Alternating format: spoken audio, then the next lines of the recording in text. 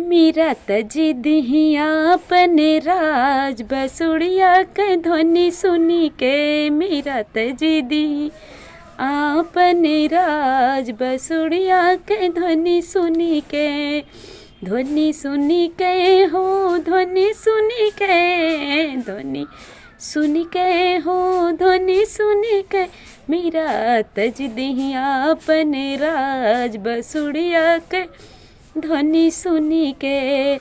विष का प्याला राणा ने भेजा। विष का प्याला राणा ने भेजा। राणा ने भेजा हो राणा ने भेजा। मीरा पी ली अमृत जान बसुड़िया के ध्वनि सुनी के। मीरा पी ली अमृत जान बसुड़िया के ध्वनि सुनी के।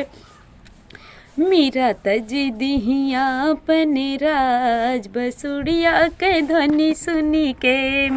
तजदी अपने राज बसुड़िया के ध्वनि सुनी के। सर्पों का माला राणा ने भेजा। सर्पों का माला राणा ने भेजा। राणा ने भेजा हो राणा ने भेजा।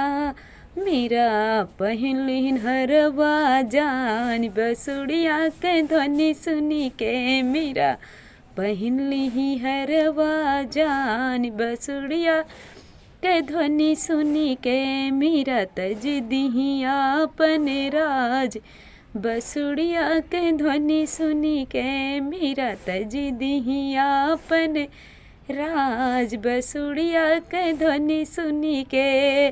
जहाँ जहाँ जाए मीरा लोग हंसे हैं। जहाँ जहाँ जाए मीरा लोग हंसे हैं। लोग हंसे हैं हो लोग हंसे। मीरा हंस रही है आज बसुड़िया के ध्वनि सुनी के। मीरा हंस रही है आज बसुड़िया के ध्वनि सुनी के। मीरा तजदी अपने राज बसुड़िया के ध्वनि सुनी के। मीरा तजदी अपन राज बसुड़िया के ध्वनि सुनी के। मीरा तजदी अपने राज बसुड़िया के ध्वनि सुनी के। तो प्लीज़ कमेंट में बताइएगा कि हमारा एक छोटा सा भजन आप लोगों को कैसा लगा। हमारे चैनल को सब्सक्राइब ज़रूर कर दीजिएगा ताकि अगला नोटिफिकेशन आपको मिलता रहे। अगर हमारा गाना अच्छा लगा हो तो आप कमेंट में ज़रूर बताइएगा कि आपको कैसा लगा और एक लाइक भी कर दीजिएगा। धन्यवाद। मिलते हैं फिर अगले गाने के साथ। तब तक के लिए बाय बाय।